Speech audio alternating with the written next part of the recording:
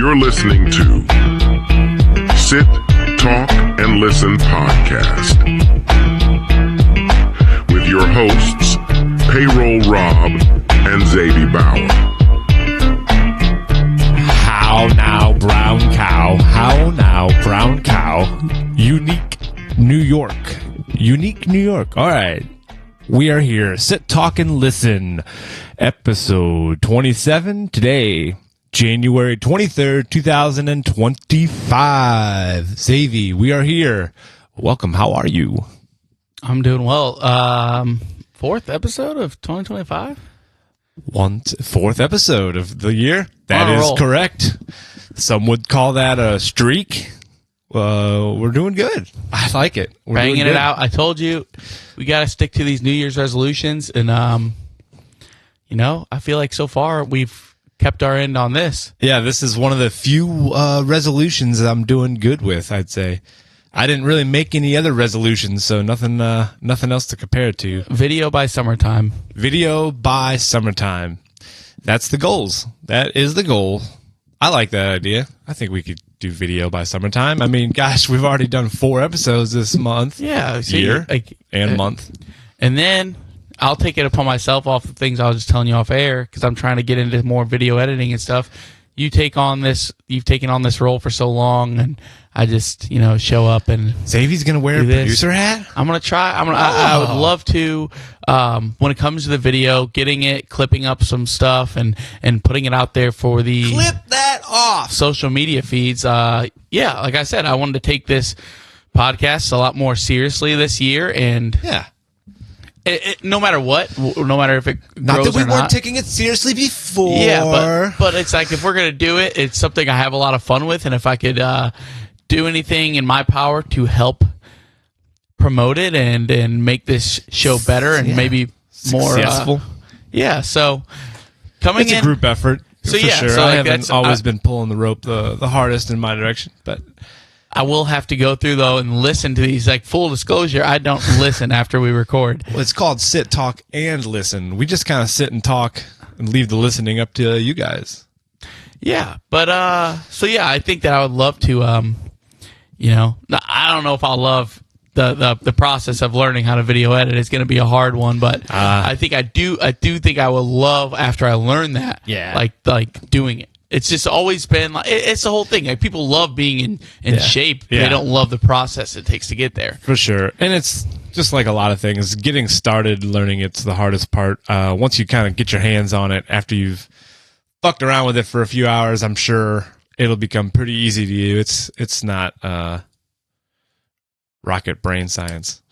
Yeah, and then I think I want to get obsessed with it, not just for this podcast, just for creative purposes in general. It's been what I've wanted to do for the last I don't know how long I've Life. yeah. It's like It's just like we're living in an age where creative outlet is simpler than ever to get it to people. You could always be creative, but being able to be creative in a way that people could see and appreciate your creativeness wasn't ever as easy as it is in today's day and age. So, if you got that creative itch, you got to scratch it. And so doing all the things, putting in the work to make it happen is the name of the game. A lot of people got ideas, but it's a lot of people like putting the work in to get those ideas out. So hats off. I think it's going to be good. I don't think it's going to take you much time at all to learn that video editing. I see these kids 8 years old, 7 years old, they're putting together these videos lickety split. So yeah, well, that's just not how my brain works. Or maybe I've just told myself that. I bet you're just telling yourself that. It's just it's a confidence thing, So my stepson, we were ice skating a few weeks ago, and he's a pretty good ice skater now. But at first, last year was when he really started getting more confident at ice skating. We only probably go once or twice a winter. But he started off holding the edge, and after a little bit, I got him out off the wall, and he was holding his own balance, and he fell down a couple times, but instead of being like, "Oh, are you okay? Let's go sit down and make sure you're okay." And then him being like, "I just can't skate." I wouldn't accept like, "Oh, I can't ice skate." And so he kept going and got better and better. And now he believes in himself and his ability to skate. You know, he doesn't question his ability to learn.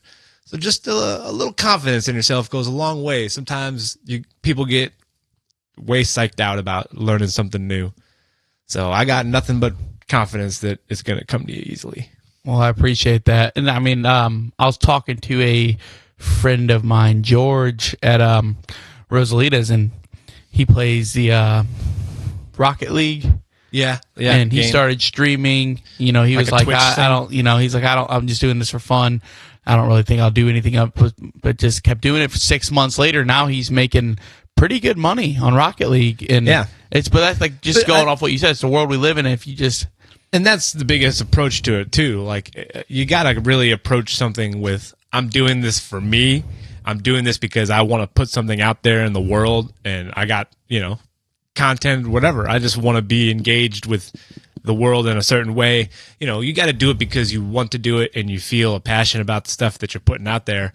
If you're just doing something to try to make a check, if you're doing a streaming page to try to build money and build a follower, you know, it's going to feel disingenuous and just like an empty shell, like a lot of stuff that is in the world today has. It's all been gutted of its soul because it's purely made for money.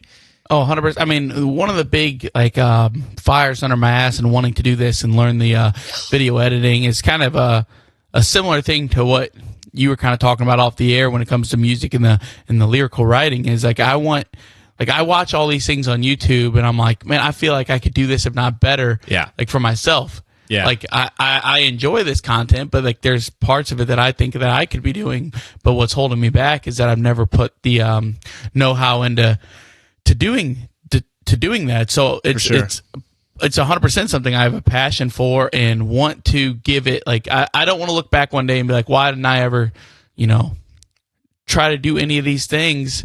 Yeah. That I feel like I have a passion for and that I can do.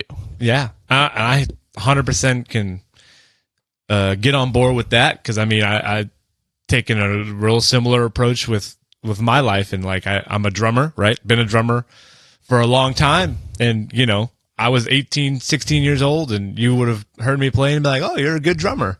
But I've only worked harder the last 4 years of my life to become even better of a drummer and a better drummer. Because I see other drummers out there, and I see them playing often or playing a lot of shows and these gigs and getting opportunities. And I think to myself, similar way, I'm like, man, I feel like my abilities are as good as that person's abilities, if not better than that person's abilities.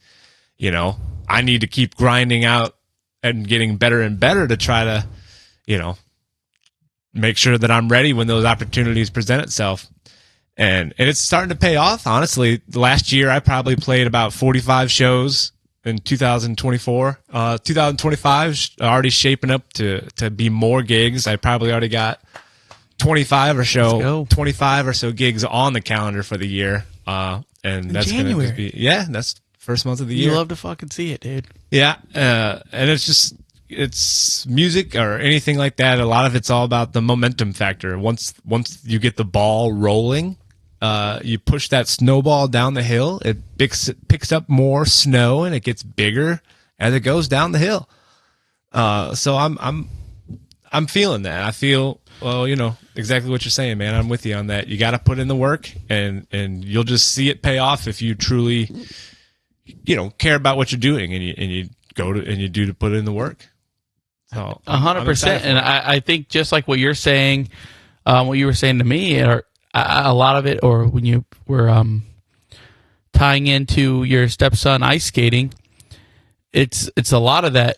Get in your head, and you got to push back. And to shout out to Grant Scurria, he used to always say "can't's" the real C word. I mean, there is some truth to that, dude. Yeah. Like you said, like, you know, I wish that woman would have said that to the guy from Philly. She said, "Sir, can't's the real C word." Yeah. We'll get back to covering that. I'm sure we'll talk about the latest in football, but Yeah, we'll get into the football in a but little bit too, here. like just in music or whatever it is in the creative field, like you were saying, I think we live in an age, because another thing that would always get in my head is like, oh, I'm getting older and getting older and getting older. Yeah. But like, I see content creators starting out in late 30s, early 40s. There's not really like, we've kind of passed this. Like, I feel like maybe we grew up in an age where you had to be in your early 20s. There was absolutely more of a threshold, like a artificial barrier, right? Because essentially it was large companies were gatekeeping of success, right? Because you either had to be in a magazine or be on a TV show or be in a film or be on the radio, like all those outlets for people to be able to be successful before, our modern internet abilities and access. You had to rely on a larger company to put you on a platform. But I think we're living in a time where that glass ceiling is being broke. Yeah. That barrier to entry is much easier, for better and for worse.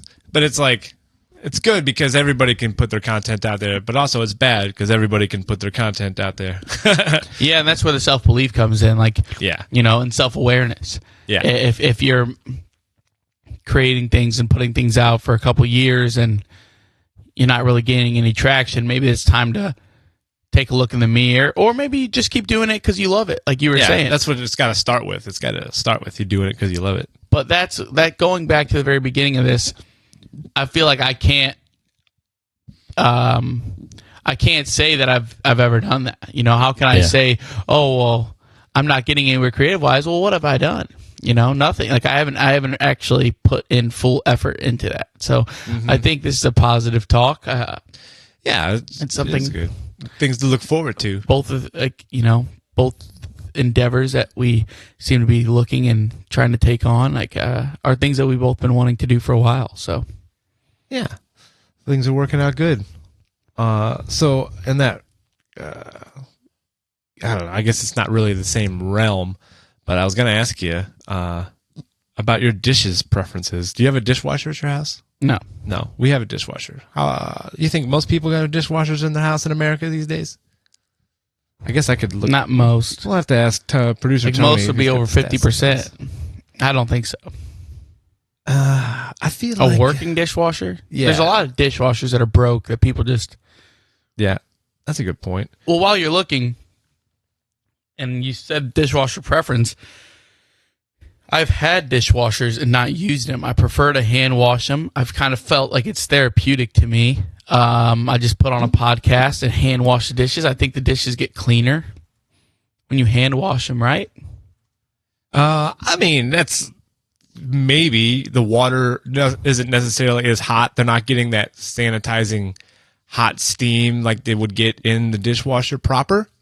I think it's maybe a mental thing. Like you see the cleaning happening and you feel like that you've scrubbed every inch of that dish, so you kind of know for sure that it's been like thoroughly washed. I would gather that they come out pretty equally clean with hand washing and dish, in the dishwasher washing. I guess I'm talking about like working in restaurants. I see a lot of dishes come out that dishwasher just with debris on them still. Yeah, and that was another, and that leads me to kind of another question I had about dishwashers. When you have a dishwasher, when you have used dishwashers in the past, do you rinse off your dish completely? 100%. Okay, good. Okay, I do the same. I don't understand people who don't. And then in the same vein of that's gross.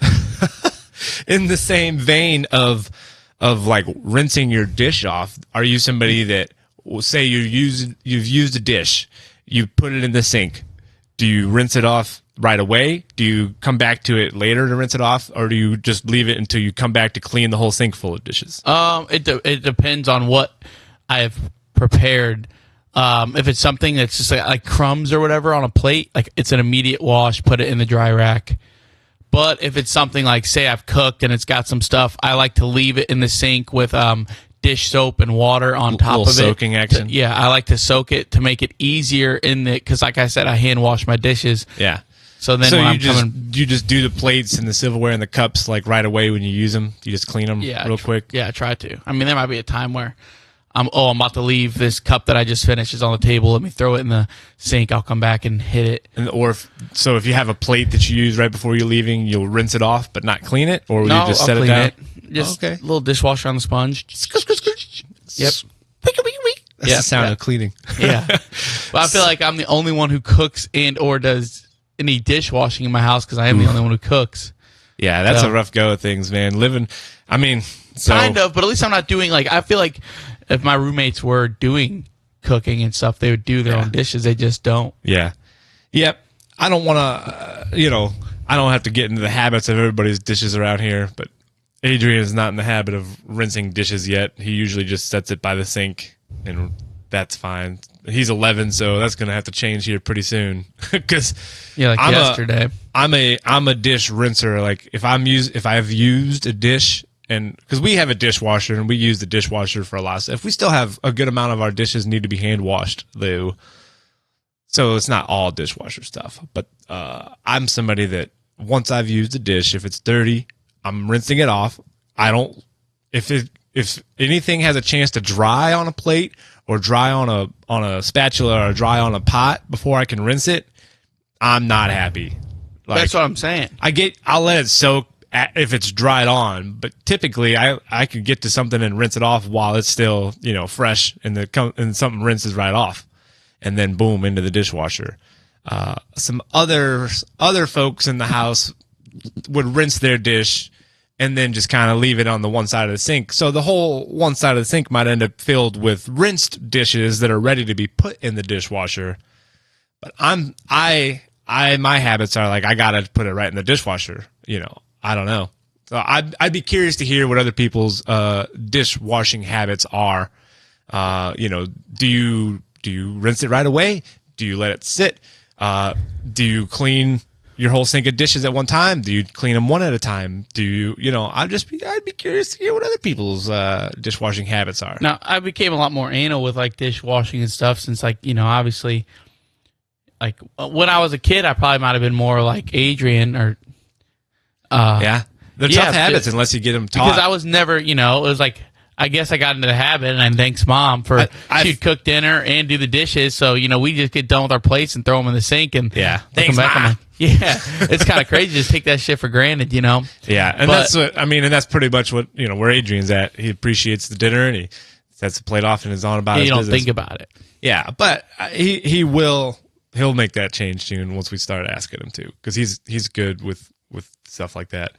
But so I got that information on in 2015. So this is even 10 years ago. Go ahead. Was the most recent stats that they just have. From your tonality off the jump, I'm going to guess 58% of people had a dishwasher. 54% in 2015. See? So that number's probably gone up.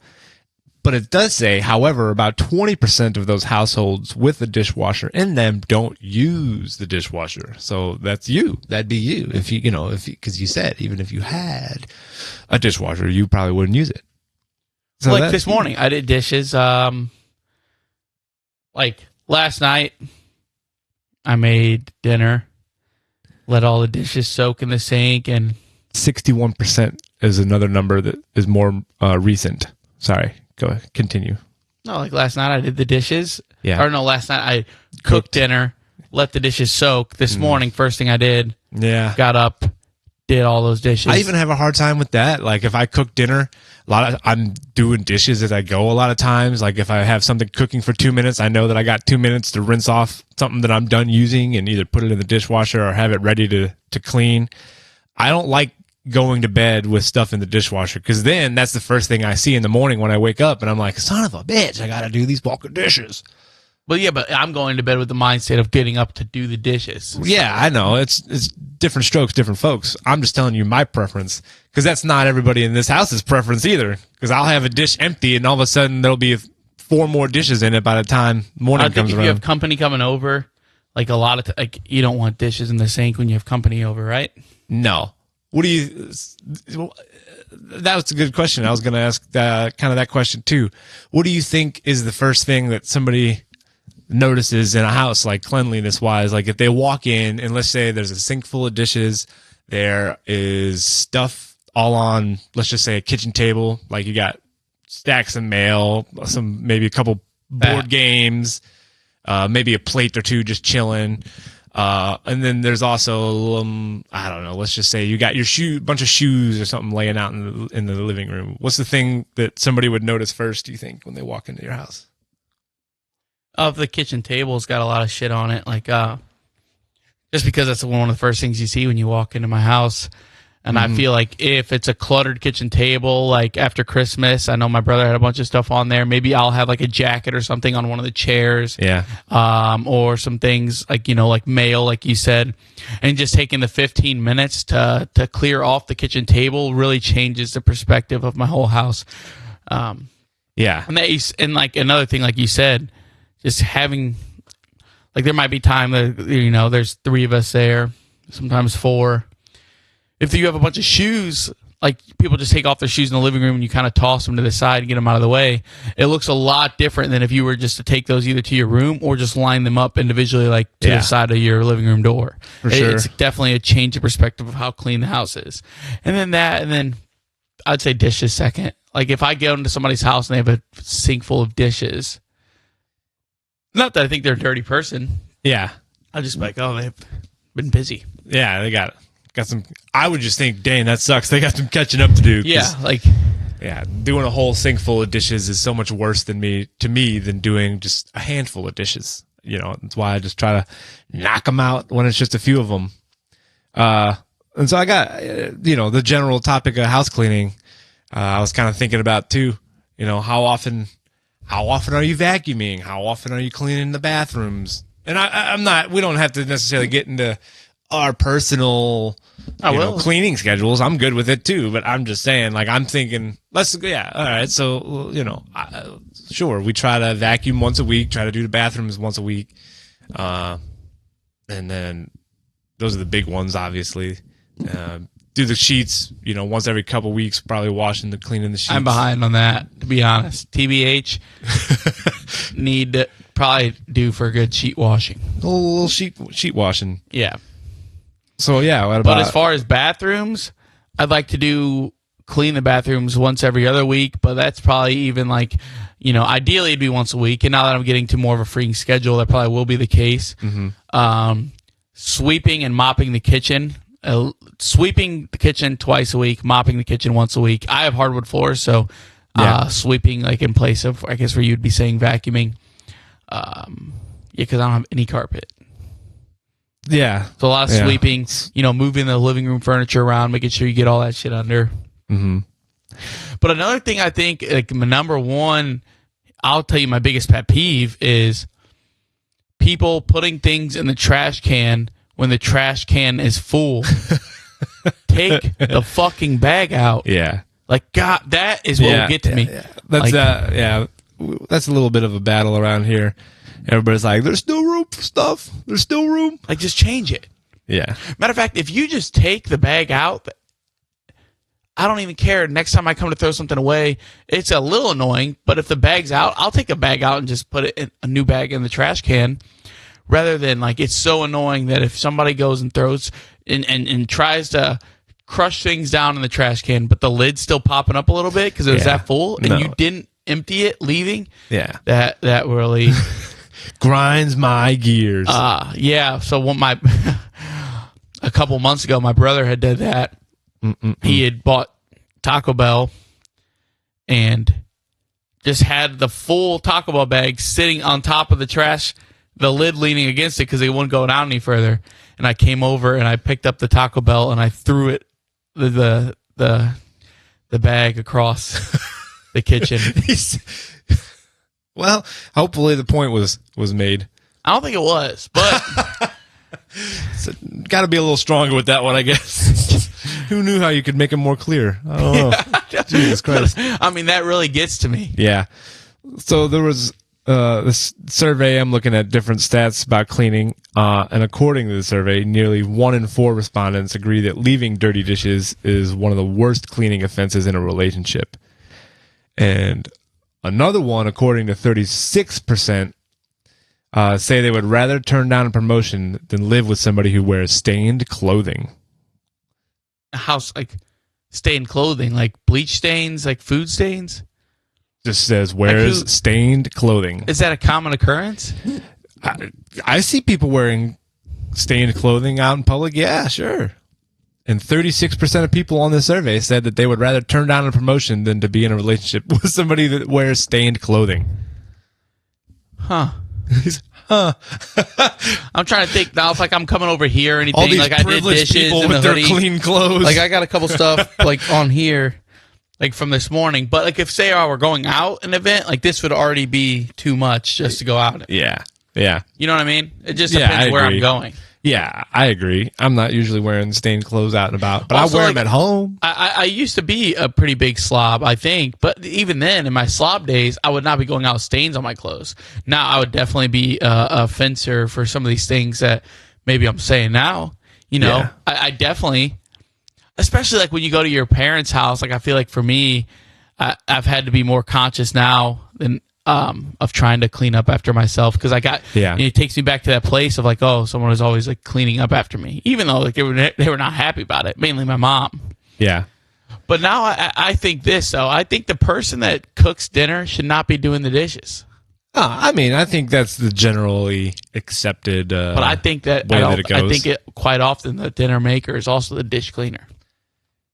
I don't know that that's always the case. I feel like, like I said earlier, a lot of times I'm cleaning dishes as I'm going. So like I'll do some of the dishes if I'm cooking, but generally if I've cooked, Jamie will do the remainder of the dishes, and she'll put away any leftovers. Like if we got leftover stuff that I made for dinner, she'll make sure to pack it up and get it put away. So we're pretty good around splitting it up in this house. But if a lot of people are the ones that do the cooking for themselves, and then you're the only one that left do the cleaning up. So I do a lot of cleanup if I'm cooking for myself, Yeah, see, I'm a one-man band, so yeah, that's always the case for me, which I don't mind. Like AirPods and podcast, or I mean, I guess it really has changed the game. But yeah, like because I can be entertained while doing regular tasks. It's not like I have to focus on a screen like if I was watching a TV show or a movie, And it's a different type of entertaining than music. Like music is entertaining,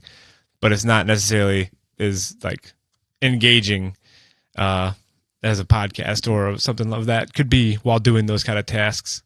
Yeah, like most of the time I'm like yesterday I was up and I was sitting in the living room watching a podcast on YouTube, and I was like, well, what am I doing? I was like, I could be doing the same thing while getting stuff done. And that's what I did. I got up, got some household stuff done.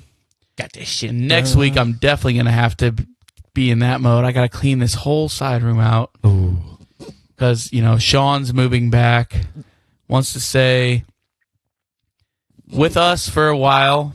Well, I still don't know how. Having some, just a little anxiety thinking about that, just because, like, I don't know how everything's going to fit in that room. Yeah. I also still got to take everything that I have been using that spare room for and cleaning that out. I've really just been procrastinating. I don't want to. Like, that's the room where I'm like, I don't know where to put something. It goes here. Yeah. Yeah. And now it's just, now the it goes here has got to find somewhere. Yeah, dude. It's a lot. That's a shame. Yeah. And I also just don't know how he's going to fit everything in there. Yeah. Small room. You have to size down a little bit. Oh, like. Find it somewhere. I don't know. He lives by himself in an apartment right now. Put some stuff in storage for a bit. Yeah, I probably got to call him and figure that all out. Hammer out the details. It's February 1st is that date. Oof. Yeah, that's sneaking up on us. Trust me, brother. I always know when the first is. It's the first of the month. Yeah. Other people know when it's the first of the month because they get paid. Wake up. I know when it's the first of the month because I got to do the paying. I've been told that we sing a lot. I sing a lot on this podcast. Yeah. That's just how I live my life. How we are. So if people can get with it or they can get out of it. It wasn't like a complaint. It was an observation. Yes. I get it. And, I know that about me and about us. We sing. I'm a singer. Sometimes it's easier There's Costco guys and then there's singer guys. Costco guys? You don't know the Costco guys? Is that like a band? What are we talking about? No. Boom. Boom. No. Bro, what the fuck? I don't know. We're Costco guys, Big Justice, and We're you know the Costco Rizzler? guys. The Rizzler. What the fuck? You're saying things to me right now that are not. All right, now we're going to get some comments about this. If there's anybody that's under the age of 50, maybe even my parents know, but everybody else is going to comment in. Tell me and that's going to be the number one takeaway. No I'm matter a what we loser. talk about from now on, everybody's like, have you Bob not doesn't seen know the the Costco? Rizzler. They're cringy. They're like a dad-son duo, but the Rizzler is not a part of the family, but he's became a part of their sphere. Makes sense? Yes. Okay. This world they've created. Of He's the the Costco Rizzler dad? is this 9-year-old chubby kid, kind of does the whole Does the whole what? he like rubs his chin and he's risen. He's supposed to be risen these girls up. He said, "Does the whole?" I'm like, no, I don't know. I just don't know how you haven't heard of this yet. I don't know. I don't. I guess I'm not in the right Is circles. Jay still here? I want to know if she knows. She's here. She Get a doesn't guest know. appearance. Jay! I Baby! don't think she's here. She might be gone. Oh, here she is. We're gonna pull her in on this. I feel like I'm Will Ferrell yelling for Meatloaf. Jay. Yeah, we need your expertise. Come here, please. I don't know if it's expertise, but Bob has never heard of the Costco guys. Have you ever heard of the Costco guys? What the? Jamie's never heard of the Costco guys. Maybe I'm the one. Maybe I need a reevaluation. Yeah. The Costco guys, like they do the boom. This is how he explained it to me. Chocolate cookie. They do the boom. I'm like, I don't know what that means. It's going to be in our algorithms. Thanks, dude. It's in the Rizzler. Like that fat 9-year-old kid. The Rizzler, the fat 9-year-old kid. Do you like that description? Neither do I. He said, he does the thing, rubs his chin. I'm like, I don't know. He does this. It's a fat 9-year-old kid that does this. She says it sounds familiar. Might have seen it. Dude, I have not seen any of this. It has to be the biggest thing from the biggest internet sensations of 2024. The Costco guys and the Rizzler. This is news to me. That's what I'm gonna say. Well, now you see. I mean, we live together, and she hasn't seen it, so that's why I haven't heard of it. Yeah. So maybe we're out of touch. We're out of touch. I'm out of touch. Second guest of the podcast, though. Yeah, outside guest. This is what we need the cameras for, because Nick was rubbing his chin like the fat 9-year-old kid. The Rizzler. The Rizzler. I cannot believe. Pull up the Costco guys. Well, okay. All right, I will. Big, thick Italian eyebrows. Big, thick Italian eyebrows. So, like, dude, they took off so much that they've been on AEW wrestling, but they started off doing TikToks of reviewing, like, Costco food, and they would give it boom or doom. And they had, like, the chicken bake is their favorite. And then some people did some songs. There's a little schmear. They did the boom. They did the boom. We bring the boom.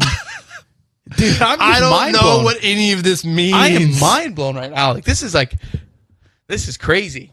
Okay, I see some pictures So it now. started off, they did this TikTok, and they'd be like, we're Costco guys. Of course we come here for the samples. Or we're Costco guys. Of course we get the $3 hot dogs. But then it was like the double. Like, then they started doing reviews, boom or doom, on Costco food. And it took off. Like, I'm talking about as big as anything got in 2024. The Costco guys. They got a video from 3 months ago. Oh, wait, that's not them. Big Justice and I'm trying to Big Justice is a kid. I'm trying to think of the dad. AJ and Big Justice. Well, And the Rizzler. You probably seen look at the Rizzler. I see the Rizzler. The Rizzler's looking like he should probably be Big Justice. He's 9. That's nice. Nope.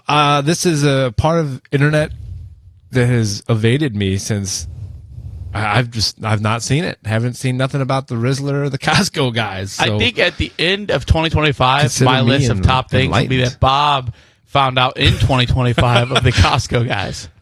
This could have been on the Mount burst Rushmore my of bubble. 2024. Look, I was living without having to know about Boom. So and the I think Costco that some guys. people like them ironically. Some people find them really cringy. Some people might just like them. Do you think that that's also the case with what's his name? Greg Blunts or whatever that guy's name is. Dave Blunts. Dave Blunts. Yeah. Do you think that that's the same situation? People like him ironically and a little bit of like following him just to see if this dude's gonna die. I mean, that is just another ridiculous situation. But I'm surprised He falls in Dave line with these Costco guys are bigger than Dave Blunts. Not literally, but figuratively, the Costco guys are bigger than Dave Blunts. Maybe. I feel I can't put down my cup. That's it. that doesn't even sound like the man when he talks. Like I will give you that. He sounds like when he raps, he has like you would think it's like kind of a scrawny guy, right? Mm-hmm. I can't put down my cup. He can't put down any cup. A cup of cheese, Dr. Pepper, motherfucking. I think he drinks, especially that cupcake. Crisco. Drinks Crisco. Golly. And he's like proud of it. Dude, matter of fact, I wish we should have. Producer Tony needs to be on it. Well, I wish we could have played this clip, the crowd reacting, because he performs. This is Dave Blunts we're talking about. Yeah. He performs sitting down on the couch, with the oxygen tank. But he stands up at one of his performances, and the crowd's reaction is like he did a backflip. Imagine being so fucking fat that the crowd goes crazy because you stand up. I'd heard. The only reason I really. This guy is in his early to mid 20s. He's 23. The only reason I know anything at all about this guy is I heard him talking about it on a podcast I was listening to just like yesterday or something. Because Dave Blunts was recently on a show, and he was talking to the host about he's got a tour coming up, and he's looking forward to. He's going to crowd surf on this tour. He told his man. He said, "I'm going to crowd surf." And he said, "I don't think that's a great idea." He's like, no, it's good. Like people are going to sign waivers. Nobody's going to, I'm going to have EMS on standby. He's going to be performing at the World's Strongest Men competition. I swear to God. And that's what they're going to do. Dude, if you don't know Dave Blunts, go ahead and Google Dave Blunts right now. Yeah, this dude you is can like, Google him when you're done with the Costco guys. He would qualify for my 600-pound life. That is not an exaggeration. And he's 23. Am I right? No, yeah, he's a big boy. He looks like a beanbag chair. He's 23. Apparently, he like was in the hospital in 2023 with like heart failure at 21 heart disease. years old. Yeah, no, 22, whatever. Yeah, okay, whatever. It's the same thing. I'm 21, not making 22. fun of him. He's just like we're just looking out for boy. We shouldn't be celebrating this, right? And that's kind of like what the Costco guys is different. Like, is it? Are they putting on a front? Or are they just really some dumb the guys? Dad is definitely one. The dad prior to Costco guys tried to become famous. Yeah, several times. Sense. I just can't believe this is so untopical now. That would have been topical in like June. I don't know nothing about the Costco Like if guys. I would have brought it up in July and you hadn't heard of the Costco guys, I'd have been like, "What?"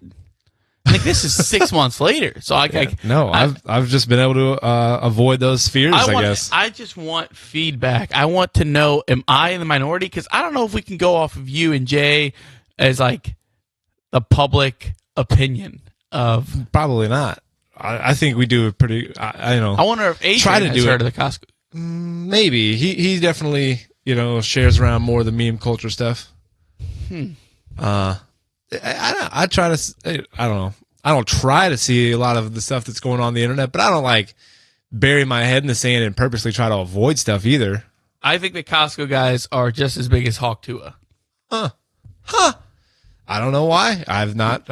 Maybe not. Their peak was not as peaked. Yeah. But like they've kind of, they seem to have broken the 10 minutes of fame thing and now just a part of American pop culture. Yeah, they got a successful channel which Haley Welsh was on her way of doing. Right. But I think she fucked that up. She fumbled the bag. I don't know that. What'd she do to fumble the bag? She had that little podcast show. Yes. Yeah. Talk to her. Yeah, that's it. I'm hip. It sounds like you're about to fill me in on some. Come on now. So there's these, cryptocurrency. There's been a sub. I heard culture about that. Like a meme coins yeah, where anybody can start their own. Yeah. So Haley Welsh, also known as Hawk Tua Girl, she spit all over that thing that was crypto investors, and basically she got on. And again, like this is a really dumbed down version because I'm a dumb guy. Yeah. And this is my understanding of it. Yeah. We have to have it real She simple. started this meme coin, the Hawk Tua coin, of course. What else would it be? Mm-hmm. And like she got on a live stream with I don't know. I want to say maybe Aiden Ross. I don't know, but was promoting this, all this stuff, saying, like, I just launched a meme coin, go get it. Yeah. And she did the old pump and dump. A lot of people lost thousands of dollars on this coin. She made over $1 million. Yeah. And she was like live on this podcast and was like starting to get these feedback. People all saying like, I lost, like, this is a fraud. Like, this was a scam, all this stuff. And she's like, all right, well, I'm going to sign off. I'm going to bed. I'll talk to you tomorrow. And then was just gone for 3 weeks. Like, people were like, is she still sleeping? Like, I'm dead. But, so that was kind of the death of Hawk Tua. And well, she made her money, I guess. She flew a little too close. Well, yeah, but she's facing like prison time now. Yeah, I'm sure the FCC, Financial Securities Commission, whatever. But just what a world we live in. Like, you could become famous overnight. Like, I big picture here. Going back to that drunken interview that she did. Yep.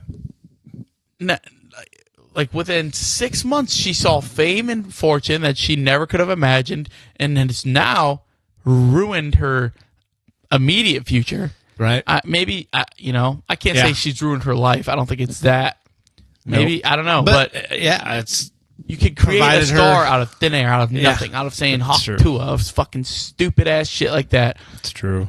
You could instantly become a millionaire overnight and then ruin your life. Like, we live in a crazy ass time. It's true. But then the ability for that to happen is also like ruined a lot of people, because there's a lot of people that hold out for that, right? They'll do anything for that moment to pop into fame and, have that 6 months in the spotlight and make money. Like, and they don't focus on anything else in their life except for how do I get my moment of fame, because they see it happen, and they see it happen to the dumbest people. So it's good and bad. It's good and bad. Yeah, and then you got like as far as the Costco guys go, boom, I guess. You're getting it. All right, I'm gonna be a Costco guy. Boom, boom, boom. Sometimes you get 3 booms, but anyways, dang, 3 booms. That's for the chicken bake. The chicken bake at Costco. Oh, they go crazy for it. But this dad, remind me of the dad's name again, AJ. AJ. So a lot of people are critical of AJ because, kind of exploiting his son, but his son seems to love it. So I don't know where you fall in line with that. Like, his son is eating it up, and he's on all these podcasts now too. Sure, that's a whole nother. That's a whole kind of different conversation, because that's about like parents who, use their children in their social media success. You see a lot of Instagram moms, and there's examples of kids that are 19 or 20 years old now that were on YouTube or whatever. Their parents were posting parenting videos from the time that kid was 5 years old, for the last 15 years. And some of those kids, report having some different types of traumas because, their whole life is essentially videotaped and out there, and they always feel like they're on and have to act and put up a show. Like, that's the expectation that's kind of put on to them by their parents. So maybe like they come across like they're having fun on video, but it's hard to know for sure how that child is internalizing that and how it's going to affect them as they get older. So I see both sides of that coin. I haven't seen any of these Costco guys work, so I don't know, what it looks like, what it sounds like. But I mean, definitely, you'll get a vibe that like they relish it, especially the dad. But like the kids enjoying it. Yeah. Now, I'll agree with you. You don't know what the future ramifications will be. Especially he's going to get so much brain rot that everything he does, like he's never going to know who he is as a person. He's became a meme. He's famous now for being a walking meme, right? Mm-hmm. So I feel like that becomes his personality, and he enjoys it. Like I get the sense that Big Justice really enjoys this spotlight. Like, even when his dad's not around, but I want to know what happens in 5-10 years, because it's like it's almost like the new television kids. Like, you always hear these horror stories of TV kids, but it's so much like quicker pace, like you said, of becoming a star so fast, and then it burns out so fast. It's like such a ferocious thing. before, if you were a kid star, it's like you were on the show and you might do some talk shows here or there. But now it's like if you've got a video that pops off, there's that expectation of like, I gotta put content out every day. People expect me to act like this. Oh, I gotta be on all these different podcasts and different show requests, so I capitalize on this moment of fame. It's similar to like child stars back in the day, but it's almost different. And there's more pressure from parents to like try to make their kids famous through Instagram and TikTok. Like before, it was just parents taking their kids to casting calls and hoping they got a part in a commercial or a movie or whatever. Oh, yeah, it's cringy. It is cringy for sure, dude. Yeah. Even the successful ones, it's almost cringy because you can see they have such a following, and it's like, man, people are like eating this up and buying it. It all just comes across as so disingenuous, and people are trying to do things all the time, even clips that maybe people find funny. Like, this is forced humor that they're presenting as everyday life. Yes. But it's not. It's forced. It's so disingenuous is an easy word to use, but I'm lacking to find. It's all made up. It's just it's soulless. It's content for the sake of content. It's not like real. There's if you read the comments, people people comment that this is real. Oh, like, I can't believe I caught Bay doing this, and it'll be some crazy kooky thing.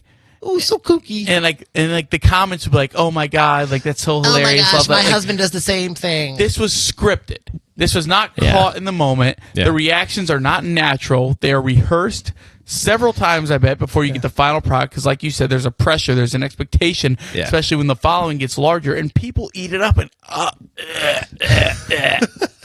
hey, we didn't. Yeah, we were. Thanks, Costco guys. You got us jumping down that rabbit hole. I just can't believe you never heard of them. Nope, never heard of them. I'm not saying what an idiot. Like, big deal. You missed out on the Costco guys. I'm just surprised and almost envious that you've.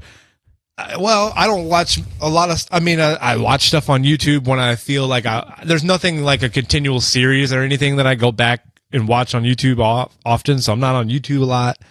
So I don't see like that kind of stuff there. I don't do the TikTok. And it wasn't like circulating around on Reddit or Facebook or X, Twitter very much. Because a lot of times when I see meme stuff, it comes from Barstool Sports also. And it's like, so if Barstool was talking about it a lot, like then I might have seen it. But I didn't see it just on some clips from them. That's about all I see in Barstool. Well, that's where Barstool the Yak is where I was first introduced to these guys. And they even had them on like in their infancy of fame. And they've since taken, like I said, AEW wrestling, which is on TNT. Like, they're like characters on that now. So that's what I mean. Like, they've passed the. Yep. Well, they're always a meme, right? Sure. But they've passed like the 10. I think almost as a society, it's a lot of people break past that 10 minutes of fame now. Yeah. For a point, there's always usually something that ends up tearing people down at a point. I mean, look at the Island Boys. What are they up to these days? Weren't they making out? Yeah. Aren't they cousins? I think that was like some of the last stuff I remember seeing and hearing. Yeah, these dudes were like making out with each other to try to stay relevant. I don't know, man. What a world! What a world! What a world! That my island boy. Dude, people are addicted to the fame and the obviously maybe the money and the attention that comes with it. And like you said, you start becoming this disingenuine thing you created. Yeah. Now it might be genuine because you've just made this faux version of yourself. Yeah, and that's been my argument for like about celebrities for a long time. Is like once they've kind of created this persona, this aura about them, these celebrities, famous people, there has to come a time when they don't even know who they were before they created that persona. It just kind of becomes who they are because they can never turn it off because they're always around somebody that they have to keep up the act, if you will. Like, I feel like even a lot of famous people, Dave Chappelle for a long ass time, feel like stayed pretty rooted in who he was, and I think this last go around when he became, he was always really famous, but part of that was mystique. He had this huge successful show, then dropped off the face of the earth. Yeah, and he comes back, got the bag from Netflix, had a really successful first stand up making those transgender jokes, and then it was so controversial. I think that Dave even like kind of lost himself in this whole like battle with the trans community. Does that make sense? Yeah, like that was just kind of took I feel like took even center stage for him for a while. yeah, even almost now. But I do think that Keanu Reeves might be one of the most rare. Yeah, Universally, good like call. he seems at least to stay pretty like genuine-ish. yeah, down to earth, like almost most universally like Yeah. this guy seems Keanu Reeves seems like a down to earth dude. Yep. Good call. That's a good call. Is a good call. I would say that I'd have to agree. I mean, dude plays bass in a band, it tours around, and he does his own thing. He doesn't bug nobody. Yeah, good call. Keanu, shouts out. Yeah, like you don't really meet anybody that says, fucking that Keanu fucking Reeves, dude. What a dick he is, man. Yeah, it just seems like a man of the people. Man of the people. Meat and potatoes guy. Which it's funny, like, just a real quick last little tidbit on that. It's funny that a guy like Keanu Reeves, which maybe when you hear him talk or you've seen him in the Matrix movies, like, you would not think of all people, like, if you go back to 1999, like, oh, in 25 years, one of these people is still just going to be really down to earth in himself. I don't know if you'd pick Keanu Reeves. Is that? Yeah, maybe. It's hard for me to think about, like, what my impressions of him were when I saw him, like, in Speed or whatever else. But speaking of down to earth, transition coming up. Whoop, whoop, whoop. There's some people in Detroit that were knocked back down to earth this past weekend.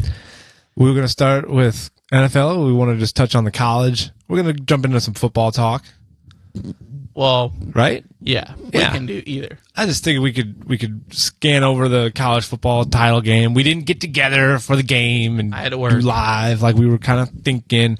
I'm kind of glad we didn't. It wasn't super exciting of a game. You know, Notre Dame tried to make it interesting at the First end. drive was 9 minutes. Dude, that of game time. When I watched that first drive, I thought for sure we were in for a game. I said, "Holy shit, this is going to be a slugfest."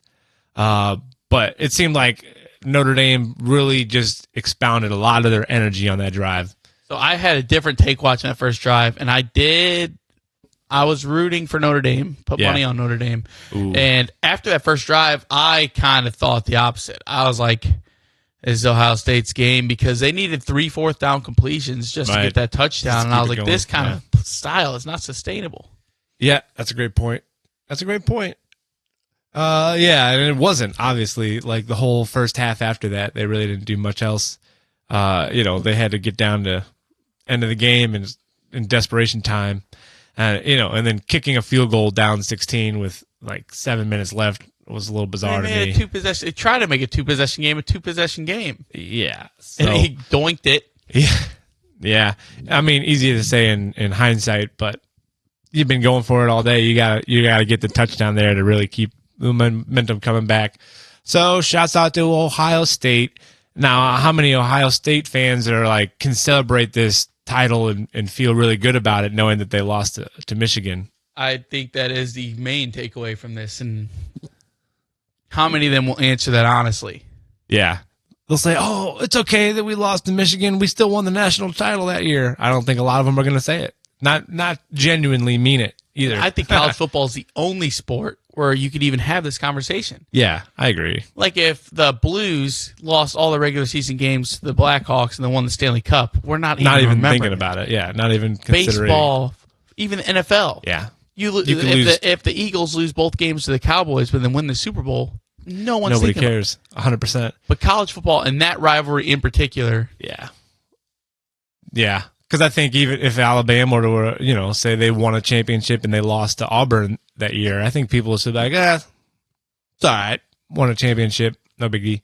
But I agree, there's something built into those Ohio and Michigan fans. They just have some big hatred for each other.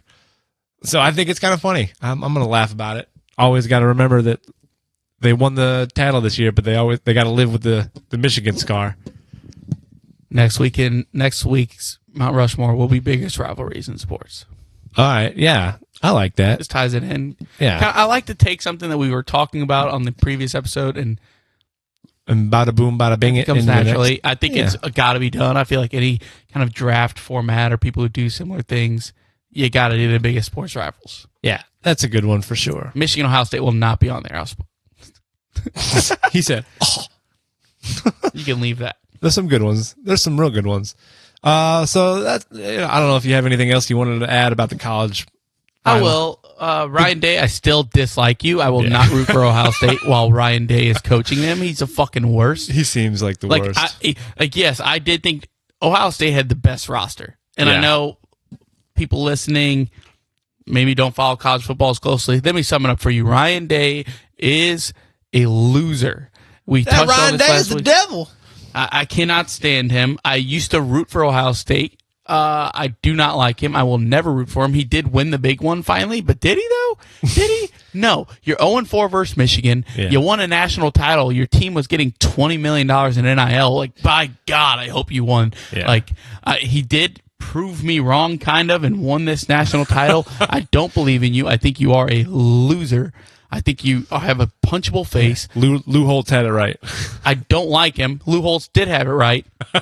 And you're so dislikable that I rooted for a team that I never rooted for in my life. And I think we already touched on this last week, but No, it's all right. I asked you for your final he's thoughts. a weasel. He looks like a weasel. Did you enjoy the college football playoff as a whole? Did you enjoy it more than just the 14 playoff? I think in theory, no, I didn't enjoy it because Mizzou wasn't in it. But so the reasons I didn't enjoy it aren't because of the new 12-team playoffs. I think that it will be in 10 years. This is a success. I think in 10 years it'll be 16 games. It's gonna get to the point where you got to start cutting some of the regular season games off for these college teams. I mean, how many? What they played 16 games by the time they won the title. Well, they could add 4 more teams to the playoff and not expand the regular season. They just wouldn't have any buys. You would not get a bye. Yeah, It would I just think be there 1, should be 16, still a bye, 2. but just lop off that week 1 game. The blood donor games. And will these teams do it? Yeah, I don't know.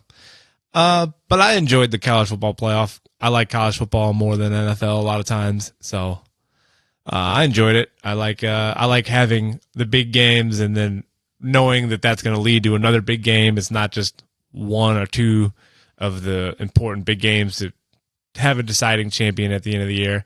And I also like the aspect of it gives a team that might have had that one stumble throughout the year a chance to still compete at the end of the year when it matters the most. Like Ohio State and Notre Dame wouldn't have even had a chance to compete for a title if it was still the top 4 teams. So I like that aspect of the college football playoffs. So I liked seeing the expanded playoffs this year, and I look forward to that. I think they should add a new rule next year, too. The loser of Michigan Ohio State does not qualify for the playoffs. Cannot go to the playoffs if you've lost against your rival, specifically Ohio State, Michigan. So it was a congrats to Notre Dame, failure of a season for Ohio State, and that is my final take. And we stand on that. Do you agree? I can understand where you're coming from. I agree it's 100% a successful season for Notre Dame, and I agree that it's mostly a not successful year for Ohio State because they would have rather beaten Michigan and lost in the playoffs than win the national title and lose to Michigan. I guess put yourself in the shoes in this rivalry that pales in comparison, but say you're at the Berg. You're a I'm at the senior Berg. that lost to St. Mary's God. 4 straight years, which we did. We did that. But that final year, you lose to St. Mary's, and your team is supposed to be way better than St. Mary's. Yeah. Right? We win the state title, We got but we undefeated. lost to a very underwhelming St. Mary's team. Yeah. How does that feel? Definitely not good. Not good. You think, even win the state title? I mean, you'd be happy and excited in the moment, but it'd be sitting in the back of your mind. You'd just be sitting there in the back of your mind like, hey, we lost that game against, a very important opponent, and we didn't even look good. And that And was it's going to the year, live rent free forever. like you were going to do it. St. Mary's was down. The Berg was up. We lost to them. Yep. No, I agree. So I guess moving on. Sorry about that. Oh, that's all right. I asked you about the playoffs. We're going to get into the NFL playoffs now. Detroit To unpack there. taking a fall. I didn't see it coming, but Jaden Daniels looking good. I mean, right? I am the proud manager of Jaden Daniels on my dynasty roster. Boy, oh boy, he is the real deal. Nick's setting up for a fantasy dynasty. Sounds like It's a dynasty league. Well, yeah, that's what I'm saying. But now that you got your boy, or What a star piece to build around, right? Yeah, rookie year, looking like the truth. They had no answer for him. No, he was elusive. Now, on the counterpart of that, my other boy takes a fall in a game that they would have won. Bills and Ravens. The Baltimore Ravens outplayed Buffalo in every facet of the game except for turnovers. Yeah, and I mean, that happens. Did you watch it? I got to watch most of it. I mean, Baltimore was dominating. They had the time of possession all game, but they kept getting turnovers, and still, even with they outlost 3-0 in turnovers. Yeah. And they're in position to tie the game on a 2-point conversion. And Mark Andrews, the ball bounces. This is a 3-time All-Pro tight end. Right. The ball bounces off his chest after he fumbled the previous drive when they were in the Bills' territory. Yep. Not to blame it all on Mark Andrews. No, it's tough to put it on one person. Obviously, it came down to that one play. And like you just said, the dude's a pro. He's been a great pro for a lot of years. Comes down to it, a few turnovers is what made the difference. And, those few key plays is, as much as I wanted Baltimore to win, it's unfortunate that they lost. But I don't think it changes anything about who they are as a team. I think that they're still just as talented of a team. They just didn't play as sharp of a game as they needed to play. Yeah, and that's the thing. It's weird. It's weird when it's in sports when you say somebody beats themselves. And that's what it is. Buffalo, they didn't make any mistakes. They didn't play good. Like Baltimore played better than them on both sides of the ball, but the Baltimore beat themselves. And, that is a slight. Like Lamar's going against Josh Allen for MVP this year. I think Lamar played better and worse than Josh Allen, if that makes sense. Yeah. I think that's part of the game plan. Better good plays, but worse bad plays. Yeah, 100%. And that's like, that's it's like the Brett Favre way, almost a gunslinger mentality. You ride or die with the talent. What I wanted to ask you, though, is like, so growing up, like football is weather, right? The bad weather, it's part of the game. Yeah, you think about, for sure. But when I was watching this weekend, and not only did that Baltimore-Buffalo game get affected by the weather, I think Lamar had 4 turnovers the whole year, and then he had 2 this game. One of them, I think, directly caused by the weather, but that's no excuse. Both teams playing it. Eagles-Rams, snowstorm. Yeah. And it's I don't know. I think it's fine. But to me, it's like you play the whole regular season, and then condition. the playoffs, your game can be so affected by the weather. Like, yeah, I don't know. I don't know. It's just mostly what it comes down to is the fact that football was never meant to be played in January and February. It was always meant to end in December. Super Bowls used to be played in December.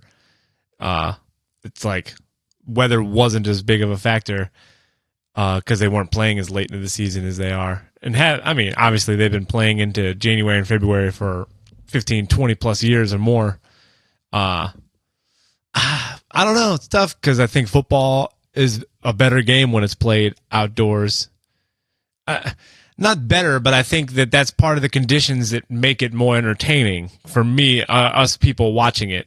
Sure, it's like they could play a cleaner game if it was indoors on a nice field and the weather wasn't a factor at all.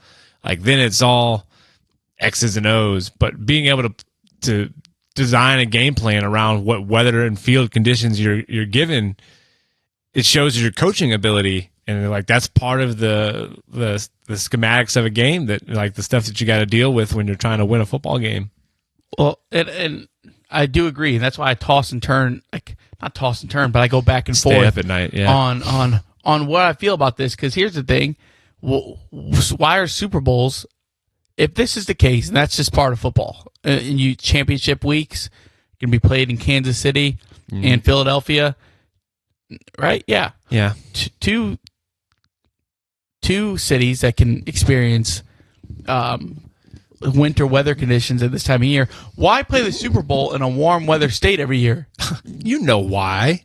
Well, why? Because it's money. Because they Okay, want but why the can't most you attractive apply the place same- for people to go to. Apply the same principle to championship weeks. Why don't we play it all in sunny weather? No. Because then you're taking teams away from their home markets, and that's not going to start playing well if you do that more than just the Super Bowl. I just think that, now Detroit, that's a whole other story. They play in a dome. They just dropped the ball. Nah, they did. Yeah, and that sucks because I really was pulling for Detroit, but that the injury bug finally caught up to them. It was too much for them to overcome. Their defense couldn't stop them. Washington played a great game. Like you said, Jaden Daniels looked unstoppable. And Detroit did have 5 defensive starters out, but they've had that for the last few weeks. I think it caught up to them. Used to it, and like I was saying, it caught up to them. And they lost a cornerback either last week or this week. They lost one maybe early on in that game or something like that. I know they lost a DB. And then so you also had. I guess we're going to talk about the Chiefs game a little bit. What do you think? Obviously, people got some hot takes coming from the Chiefs game. Chiefs-Texans, I think 2 things can be true. I think the refs played a factor, but the Texans didn't do themselves any favors. Yeah. There's a couple calls that went against the Texans on hits on Patrick Mahomes that were probably not going to be called on anybody else in the league, not named Patrick Mahomes, but they happened. Yeah. And it's frustrating, but you had a lot of special team miscues, and I don't. How can you blame the refs in a game that the Texans played so poorly in themselves? Now, maybe that's not fair. The Texans did not have any turnovers. The Texans did outgain the Chiefs in yards. So, there's an argument to be made there, but yeah, I didn't watch that game live, so I don't have as much of a reaction as a lot of people. I don't know. The play I saw where Mahomes was doing his little soccer flop, like that kind of stuff, always gets under my skin. And I've been sick of the Mahomes act for like a little over 2 years now. It just seems like he asks for a lot of calls. You see him throw the hands up in the air and do that kind of look on his face, like where's the flag? Where's the flag? Like he just looks for help a lot more often than I'd ever like to see a player do. I want a player to just play the game, and if a flag happens, it happens. I don't need you asking for a flag. So I've been sick of that Mahomes act for a little while now. So it's nothing new and surprising for me. I'm not totally subscribed to the NFL wants to help the Chiefs and the refs are rigging the game for them. I'm not subscribed to that bandwagon totally. I'm not listening to those ideas because, maybe there's some into it. But at the same time, I don't know. It doesn't really make sense for the NFL to play that because, like, if they had control of everything, they would have it for the Rams to win through, so that they got that positive LA story in another big market. Yeah, or the Jets and Giants. Yeah. So I can't really subscribe to the refs help the Chiefs storyline, but there is a little bit kind of how it was with the Patriots, that the refs know that they got great players and they keep a sharp eye out for those really good players. I feel like the league probably, if anything, tells that to the refs, like, hey, let's keep our star players as healthy as we can, keep a strong out, a sharp eye out for. Even then, though, like Lamar Jackson was tackled like 5 yards out of bounds with no call. Yeah, it doesn't make sense, and I don't know if. I don't want to bring up anything. We try not to get political, but it seems like Lamar doesn't get some of the calls. Maybe he would if his skin was a little lighter shade. Yeah, I think there is something to that. He's a Florida boy, and Lamar also. Let me go back to sucking him off for a bit. After the game, asked about Mark Andrews. Class act said this loss is not on Mark Andrews. He had Mark Andrews back, stood up there and answered and like genuine. It wasn't just like political, say the right thing. You could tell and feel in the tone of Lamar's voice that he was there with Mark Andrews and was going to shield him from that. But going back to what you say, protecting the stars. What stars are we protecting? Because like we gotta. Lamar Jackson won as many MVPs as Patrick Mahomes. Yeah, they're protecting their number one star in their mind, the guy that's on all the commercials. Now that's where I will get furious. And I've been trying. I haven't been on my Chiefs hater shit this season, but that shit does piss me off. But to say it's a script, if it's a script, why is Chicago, Dallas, Houston, Los Angeles, San Francisco, and both New York teams out of the playoffs right now? Yeah, I think the idea that it's a script is totally impossible. That wouldn't make any sense. But the idea that refs are asked to look out for certain infractions against certain players more than maybe other players is possible, is all that I'm saying. So they're looking for infractions more with other people than they might be with most people, if that makes sense. Maybe that's subconscious. The subconscious side of refs, they see this huge star Mahomes is, and maybe it carries on through all sports. These refs subconsciously don't want to upset this guy that they see in all these commercials. He's boys with Travis Kelce and Taylor Swift. I think there's something to that. I do. Because I think it's the same thing that happened with Brady, and even Peyton Manning a little bit. But the NFL came down on Brady, which I don't think they'd ever. Could you see a world where they suspend Patrick Mahomes for 4 games? No, we'd have to. I mean, maybe if he gets caught up in some deflating of the footballs in this championship game. No, I don't think so. I do think there's a difference there. I think New England was a villain not only to fans, but New England also was a villain to the league. They went to battle with Goodell. Well, eventually. I think Goodell loves the Chiefs. Yeah. And there's a Taylor Swift effect, too. Yeah, that's what everybody's resting their hat on, is like, oh, this is why the league wants the Chiefs to win, is it's all about Taylor Swift and selling this and that. And I don't know. Like I said, I can't.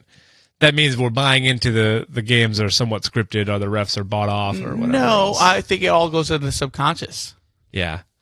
Just like the popularity of the Chiefs and the refs are like, I don't want want to go against it. You don't want to be the ref in your mind to upset Taylor Chiefs Swift. Nation. But I don't think it's conscious. Yeah. No, there's probably something to that. I definitely think that they're acting like, not consciously, like you said. The only thing scripted in all of this is Taylor Swift and Travis Kelce's relationship, and I'll stand on that. It's a business transaction. I personally. But what does she have to gain out of it? I don't know. I don't know the intricacies of that kind of wealth and power. I guess only time was going to tell. And maybe she isn't. Maybe Travis is using her. Yeah, that's kind of what we talked about at the start of the whole thing, was that this could be a ploy on his part, and it's working out. So then we got the old Buffalo Bills and the Chiefs meeting again in the AFC Championship game. What are your predictions? Kansas City. Big win? Close win? I don't think they win big. I just think if Kansas City has been winning close games all year, which I know that you could go one or two ways. Like they're flirting with fire, but you could also say on the other end of that sword is they're very comfortable in close games, which I think this will be. Yeah, I think it will be. I really want the Bills to win. I think the Bills will win. If the Bills lose, this might be it for them. I think it's going to just be too soul crushing that they just keep losing to the Chiefs like this, to the Bills as a team, and they're going to have to. Some players are going to, leave or be traded. They're going to have to move on. Well, they've already done that. I know, but I just think that this is really going to be a backbreaker for them. Well, it's in Kansas City. I know. I get that. We'll see if the Bills got it in them. I hope they do. I hope that like you said, they got some new players and they feel like it's a different time for them, and they think that the Chiefs are beatable. They feel good going into it. They could have a chance. I know I've made my little predictions on this in wanting the Ravens to win. I did. I wanted Minnesota to win, but all year, what I've really been saying is, why every year we saw this with New England. Every year, Tom Brady's washed. He'd lose 3 games in a row. Tom Brady's done. Into the Patriots dynasty. Yeah. They're not winning by a lot. And they'd scrape into the playoffs. Yeah. And they would win games. And I don't know why we're doing the same thing with fucking Kansas City as we did all those years with New England. Every year, count them out. Wow. Until the Chiefs are beat, I think the Chiefs will win. Yeah. And I think that's more what it is on my end.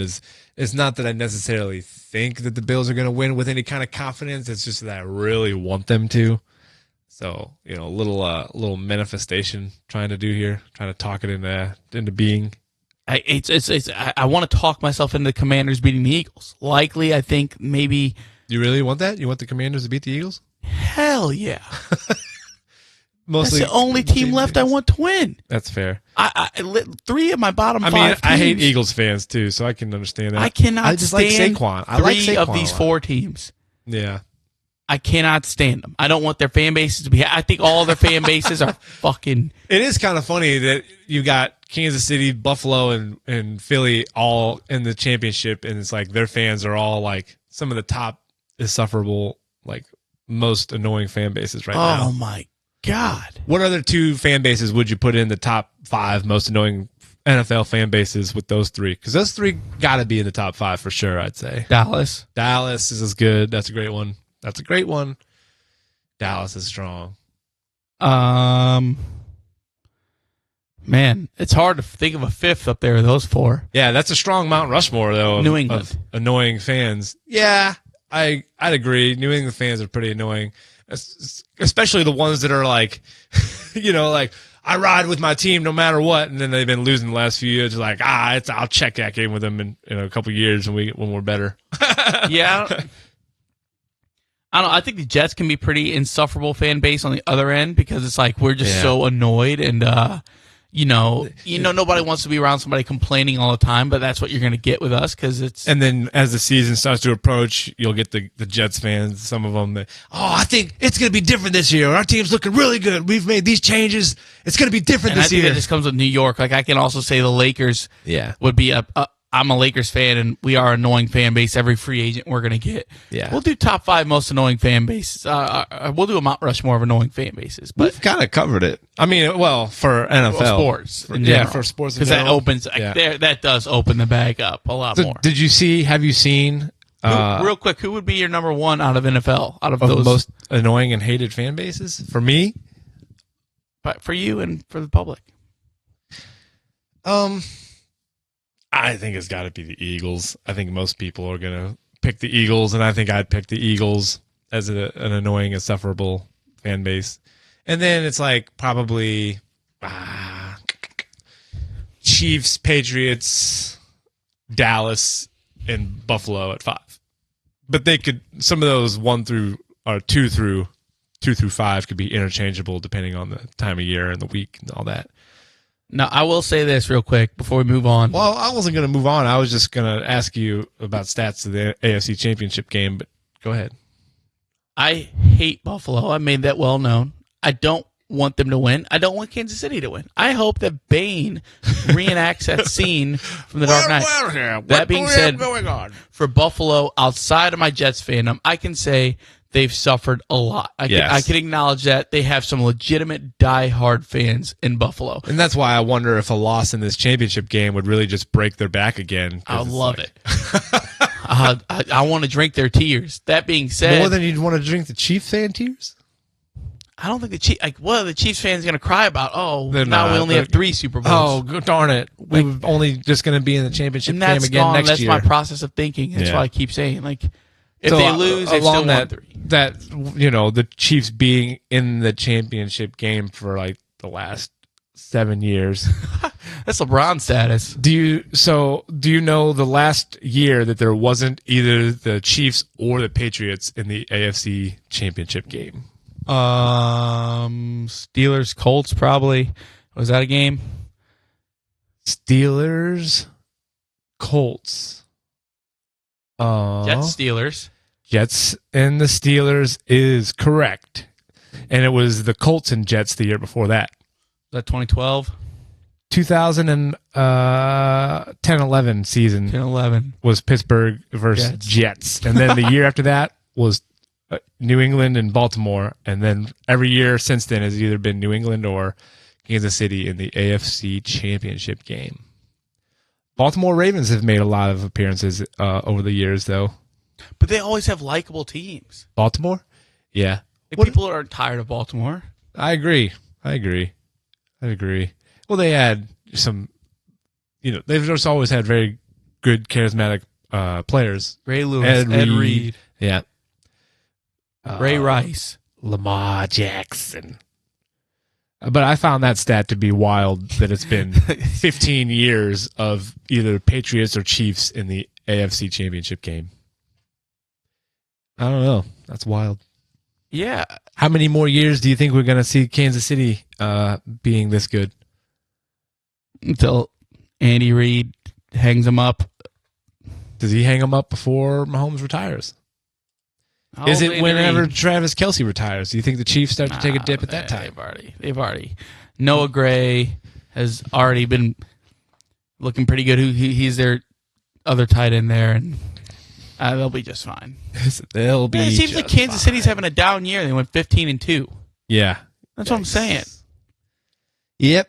Well, so we have the Commanders Eagles. Who do you think's going to win? I think I hadn't thought about it much, but I want to say the Eagles will win. I can't decide on who I want to win because I kind of at first was wanting the Eagles to win because I really like Saquon Barkley. I think it'd be cool to see him win. But I also, Philly fans are annoying. They already have won a Super Bowl within the last decade. Like, they don't need really another one. Washington fans have kind of gone through it the last lot of years. I mean, changing the team name, ousting that owner, so I could get behind the storyline for Washington a little bit more, I want to say, than I can Philly. So I'd like to see Washington win, I think is my final thoughts on that. Will they win? I don't know. It's in Philly, right? Yeah. There's been 5 previous quarterbacks that made the championship game as a rookie. Jaden Daniels is the only quarterback to not have a top 10 defense in doing so. Wow. That's a great little nugget. I think it was like the 19th, too. The Commanders had the 19th defense. So it wasn't even. They looked good. They looked really good against Detroit. So, I mean, I wouldn't be surprised at all if Washington is able to win. It's that Jaden Daniels factor, dude. Like I think from watching, and I know we've gone on so much now, and we've probably lost half the audience. That's all right. But, dude, they couldn't stop that run-pass option. Like, how can you? It's such a X factor. It's a weapon. Yeah. No, I agree. He's very there was a play I saw. It looked like he was running at like 70% to the boundary and was able to just outrun the defensive end so easily. It looked effortless. The defensive end looked like he was trying to like 150% given to try, and he couldn't even get close to him, So that elusiveness along with his ability, I mean, he's got a good arm too. He's a great player. And he's smart, dude. He makes great. He seems like he's making every right decision. Yeah. He knows when to throw it, when to run it, hold it. And we saw that last year when him and Malik Neighbors beat the brakes off of Mizzou and probably cost us the playoffs last year. Yeah. So you know what, Jaden Daniels, just be great so we can feel a little better about that. Yeah. But is this where we transition into our Mount Rushmore of championship? Yeah, we've talked games. Championship ball. Yeah, we're talking championship ball. So we're gonna 4 major sports, right? American. We don't acknowledge the. Yeah, just and it's basically our experience anyway. So we're gonna, we'll Mount Rushmore are what we think are some of our favorite championships, either games or series. or winning, just like a winning, most exciting titles, if you will. And so we did a little coin flip before the show and decided that I was gonna pick first in this in here snake draft of Mount Rushmore of championship games. So my first pick, a classic. It's going to be USC versus Texas. Reggie Bush, Vince Young, NCAA BCS 2005? title. 2005.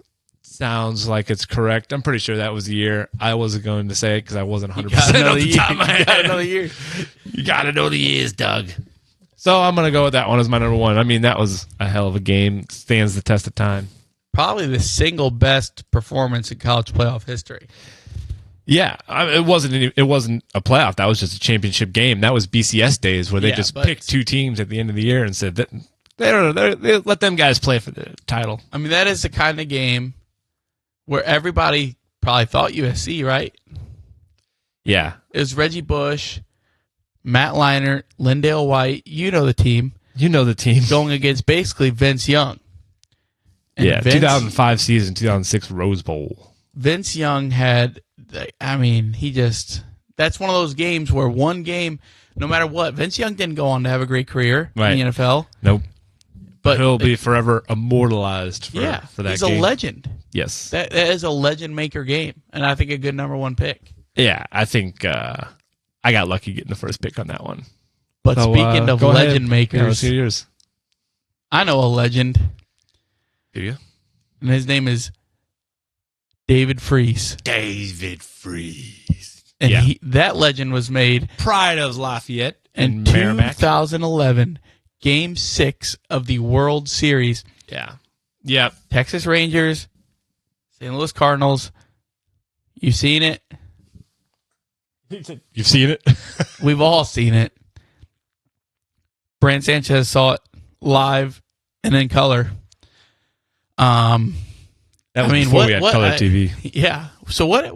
I don't even know where to start. That game is forever. I mean, my favorite sports game in history. Yeah, and it's hard to, you try to, you want to suppress it. You're like, oh, maybe it's just my local love of the Cardinals and their involvement in that game, giving me the rose-colored lenses that I view that game with, and but you hear people nationally always bring that game up as an all-time great.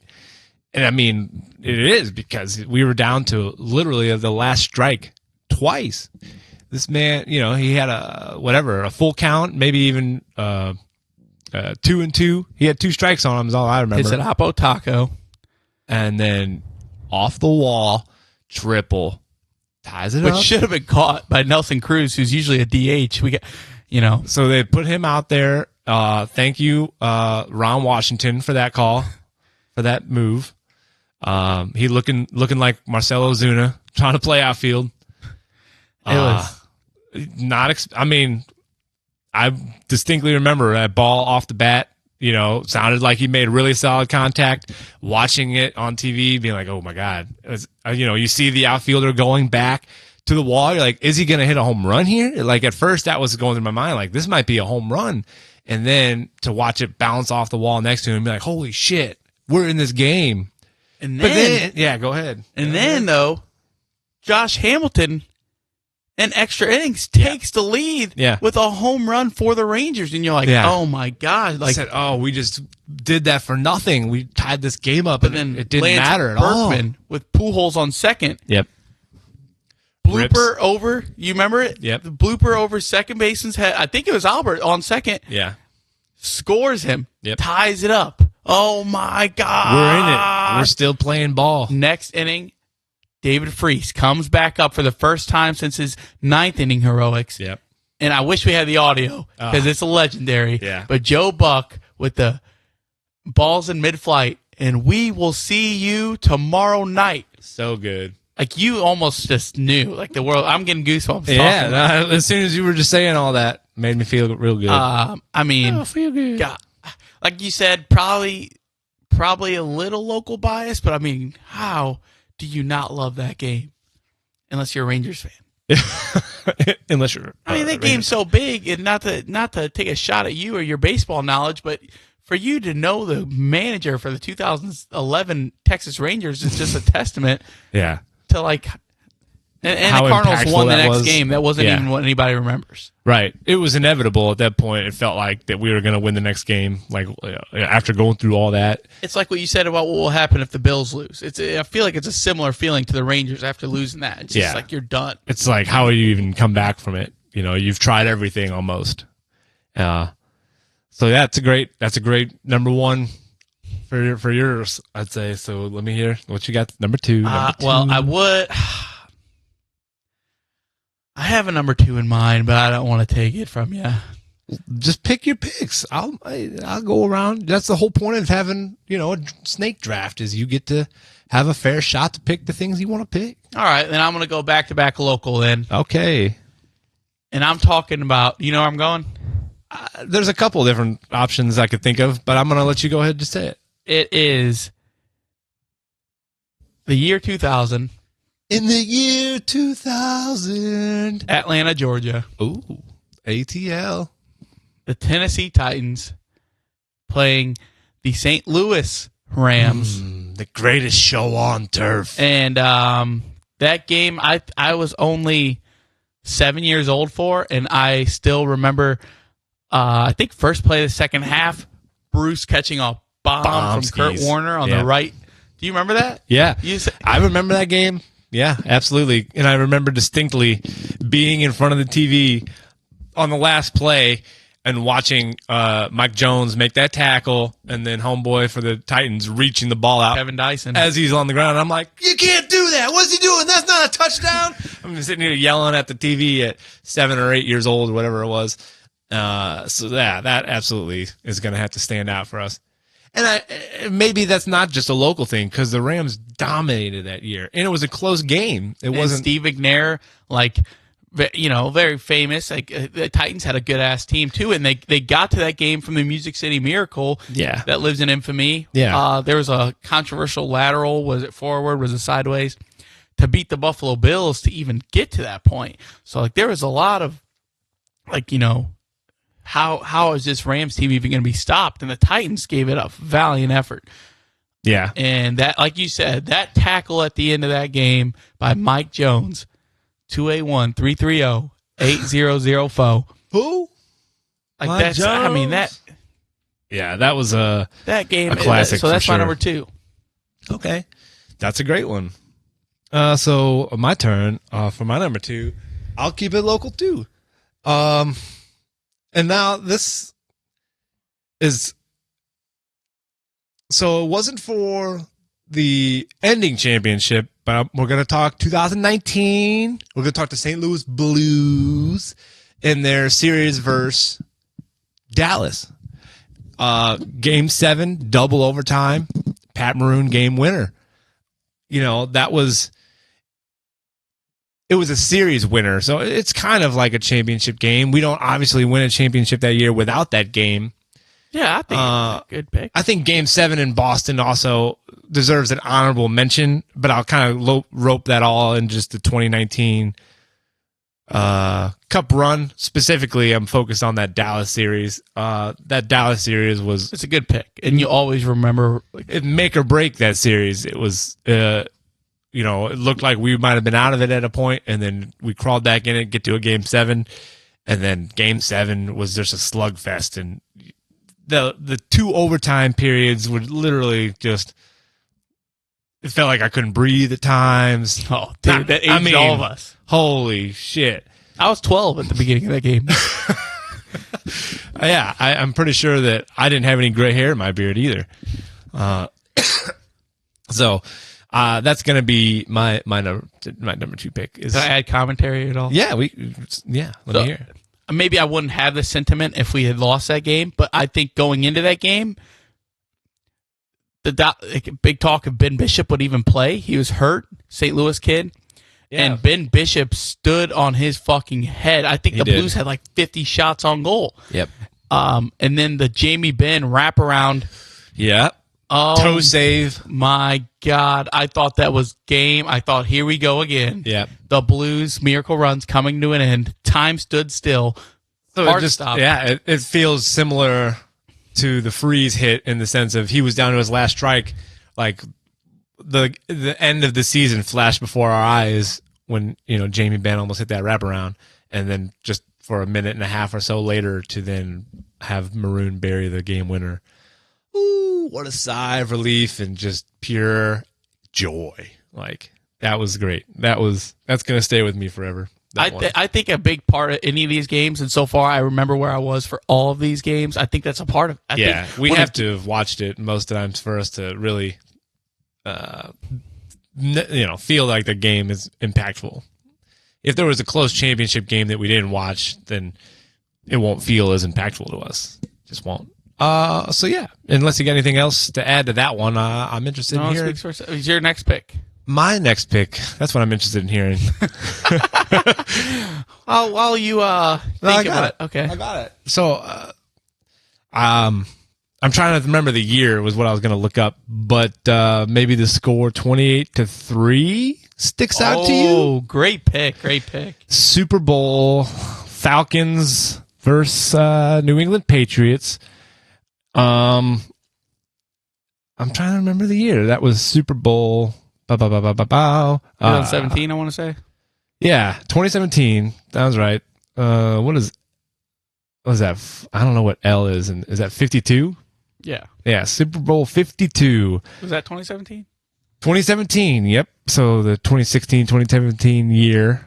That was a hell of a game. I mean, we were watching it in a Patriots household. So it was like I didn't want to root. You couldn't. I didn't want to make a scene of myself rooting for the Falcons, but it was at halftime, and then even after halftime, the Falcons come out, score another touchdown to go up 28-3, and you're like, okay, whoo, feeling pretty good about this Falcons team finally knocking off this really good Patriots team. I remember Brady specifically had other thoughts. My grandpa texting me during that, and he was like, "This is awesome. Atlanta's going to do it." And I was like, I did not think so. Yeah. But I part of me, dude, this is 19 points in the fourth quarter for New England. It was something cool about being there with Brant and watching that. Like, it was just pure joy. Yeah. And from him. Almost like I didn't feel mad after the game, and I think I would have if I didn't watch it there. Yeah. I maybe so. That could be that's a good point. That you were able to see a little bit of silver lining and joy by watching a big Patriots fan, get to see that kind of game and see that comeback. But I just think that game's going to always be remembered as a I don't know. Maybe it wasn't like the best, but it's one of the more memorable ones in our lifetime.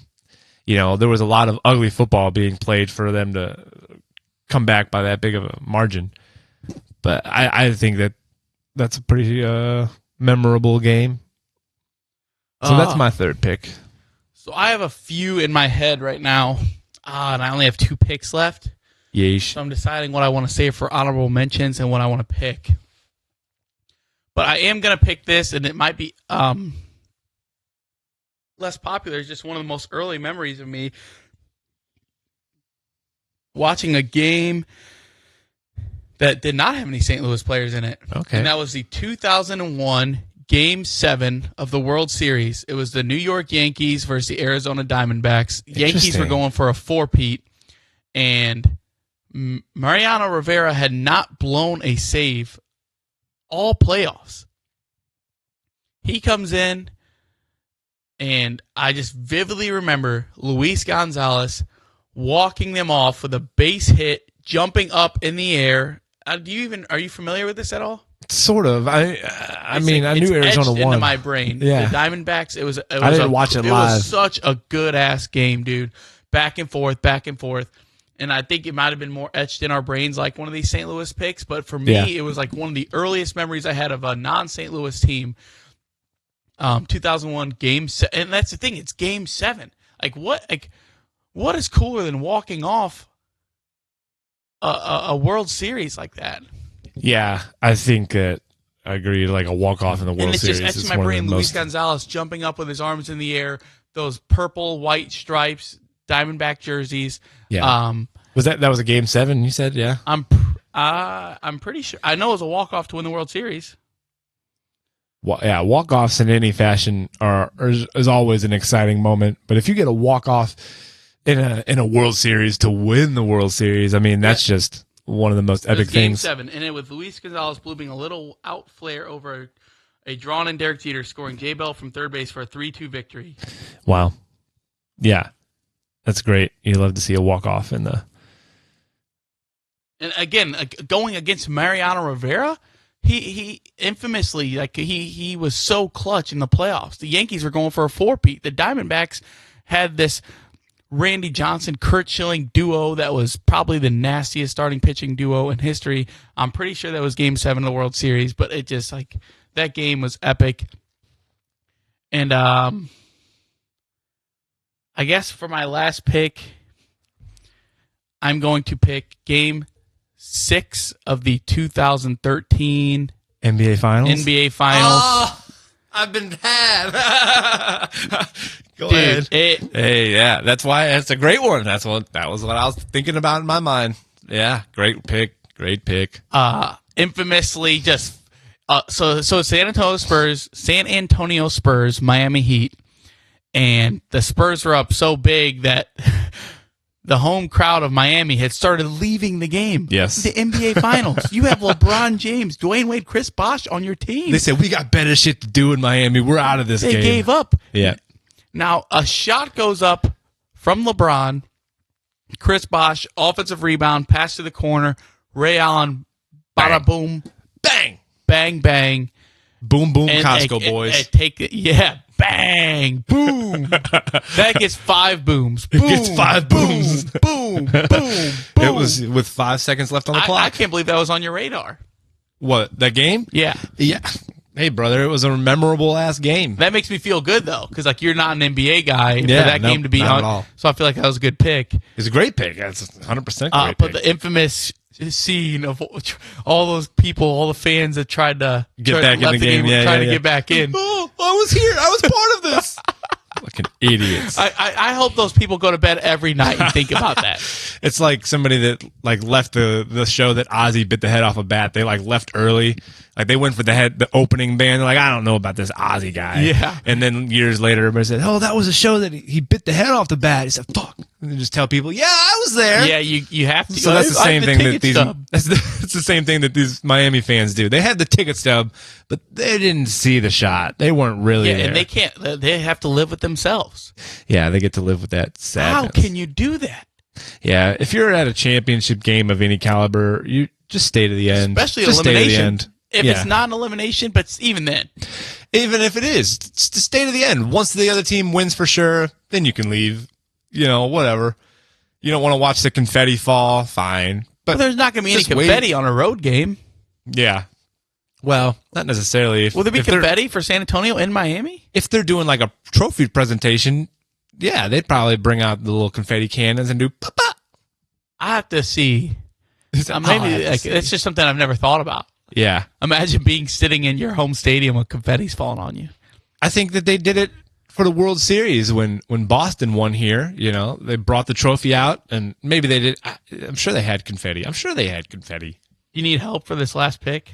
No. I had one in the chamber. Yeah, go ahead to say it while I'm thinking about for sure. No, because I don't want to take it. If my honorable mention taking your last pick. No. Just talk about it because I gotta try to make sure that I remember a good one. I'll get mine was a Super Bowl. All right, yeah, go for it then because mine probably wasn't a Super Bowl. Is 2009 Super Bowl, Cardinals versus Steelers. That was a good game. Kurt Warner. Yeah, I try to go off of things that I can vividly remember. Right. I remember going into halftime, James Harrison getting an intercept, picking off Kurt Warner and taking it all the way down the sideline to the house. And then obviously the Santonio Holmes toe tap catch on the right side of the end zone. Yes. That was such a huge... Yeah, that's an image that stands the test of time. 27-23 final. So like that was just... I thought that was a really crazy game. I think that kind of stands out in my head. No, I agree. That's a really good one. That's a really good one. Oh God, I was not ready for this. Yeah, I remember because wasn't that the same Super Bowl that what's that defensive end that picked off Kurt Warner and ran it all the way back for a tutty? That's what I said. Well, I forgot his name. James Harrison. Yeah, that's it. I was hearing we were talking about the Priest Holmes or whatever catching the ball, not Priest Holmes. Priest Holmes. That would be memorable. Oh man. No, Yeah, I'm trying to think of just other epic games for honorable mentions. I mean, there's so many. Right. There's just so many big moments. Oh yeah, the Villanova winning the national title when they had Jalen Brunson, all those the big ass three for Villanova to win the March Madness. Like that's a huge one. I mean, there's been so many good ass championship games. I'm struggling to think off the top of my head while you are thinking about your last pick, but you're doing good. Just keep on, down that rabbit hole. That Patriots Falcons might be the most. There, if that wasn't New England, that would have been a good number 1 overall pick. Yeah. Oh, dude, Giants New England Super Bowl, the undefeated Giants 2007, the David Tyree catch on the side of his head, Plexico Burress wide open in the end zone, like that. That's a very memorable Super Bowl, right? I agree. That is a good one. That's a good one. I don't know if it's going to be my pick or not. Oh, I was just trying to think of football games. No. I agree. I mean, there's just been some epic games throughout all history. Oh, yeah. And then we're just kind of touching on the ones that are within our lifetime that obviously we have vivid memories of. Yeah, because there's probably been better games that I didn't watch live. Yeah. So I didn't pick. Like all the games today, for my own personal reasons, like I had to be watching live and like remember where I was and circumstances about the game. Yep. So. Yeah, I think that I'm going to have to probably go ahead and pick that New England and Giants Super Bowl because I vividly remember that game. I remember watching it at your parents' house. And I can't think of many other championship games that have that same kind of memory for me. So that's going to probably be my last one. I'll go ahead and go with that Super Bowl. So I got 2 Super Bowls within my Mount Rushmore picks. And then the Blues, and then obviously USC and Texas, which is a great national championship game. Now, in my recent memory, I cannot picture a Game 7 of the Stanley Cup Finals going to overtime, but I think that would instantly become Mount Rushmore status. I think the closest was the Penguins and Red Wings, the 2-1 final, but that was the Penguins went up 2-0, Red Wings scored. So, like, that was a really good-ass Game 7. Epic. But can you imagine what would be more electric than a Game 7 of the NHL Stanley Cup Finals going to overtime? In the world of sport, not a lot. I'd say, overtime in hockey is some of the most intense of any game, and I think especially it beats playoff overtime hockey. in football. It does, 100%, because you're still playing this game. And you are in football also, but it's like, I don't know, it's just a little different. It seems like an overtime. So, I think if that happens and when that happens, that will be etched into the memory banks. Yeah. I still remember, like, last year's Game 7 was pretty entertaining. But that had the whole storyline of the Oilers climbing back. And right. Obviously, I remember where we were when we did that. Yeah, we were talking and listening. So overall, I think that's good lists. Yeah. I like what we came up with there. What was yours one more time? Recap them. I had the Game 6 of the 2011 World Series. I had the 1999 Super Bowl. The Rammies. I had the 2001 Game 7 between the Diamondbacks and the Yankees. That's a good one. And then I had the 2013 Game 6 of the NBA Finals between the Heat and the Spurs. That's definitely a good one, too. Yep. Good list. Oh, I just said them, but I'll say them again. We got the USC versus Texas, and then we got the Blues lose 2019, specifically the game against Dallas, that series, that Semi-conference finals. Yeah, semi-conference finals. And then it was 2 Super Bowls, the 28-3 Falcons New England Super Bowl, pick. and also the Falcons and Giants Super Bowl, the Giants Patriots Giants, ending the Patriots bid at the undefeated season, 16-1. So I think those are good lists. I'd like to hear what if other people have other mentions or other things that they want to add they think would be just as good, if not better, than some of our picks. Let us know. Interested in hearing what other people got to think about that. Yeah. So, do we want to wrap it up, or? Yeah, you should always wrap it up. I do know that we had one comment leaving their best solos on the YouTube from last week. If we just wanted to read those off real quick, because people take the time to comment, I like to give them the time of day and read. We're setting the precedent that if all of our comments are just going to be read. Yeah. Yeah. If people take the time to do these. Producer Tony was not ready. There we are. All right. Well, there was also discussion about this whole what is and what isn't a guitar solo, and that. You want to go on about that? No, not really, because it's pretty well defined what a guitar solo is. I don't think it is, though. I think it's like a catch in the NFL. No. Ask anybody who plays guitar what is a guitar solo, and they'll know exactly what is defined as a guitar solo. Mount Rushmore for our buddy at Butler _ 1661. Cream, White Room, great song. In the White Room with black curtains. It's Eric Clapton. And Cream. Yeah, I'm just. Eric Clapton was best with Cream. When he started doing his own stuff, it was fine, but it wasn't nearly as good as Cream was together. Avenged Sevenfold, Afterlife. Yeah. What are your thoughts on Avenged Sevenfold? As a band, they're fine. Not necessarily. I haven't dug deep into their catalog. When I hear a song by them, I'm like, it's okay, it's fine. You hear Metallica. It's different. I grew up with Metallica. I grew up listening to them. I found them at an earlier part in my life, and their music is a little different. It's more melodic at times than some of the Avenged Sevenfold stuff and the more modern, newer age hard rock, heavy metal. So that's my style of metal that I prefer more, is that old school metal. Anyway, Queen, Brighton Rock. Yeah, I don't know if I know that Queen song. Do you know that one? I do, because I listen to all these. Oh, okay. And then Extreme, Rise. So that was Mr. Butler's Mount Rushmore of guitar solos.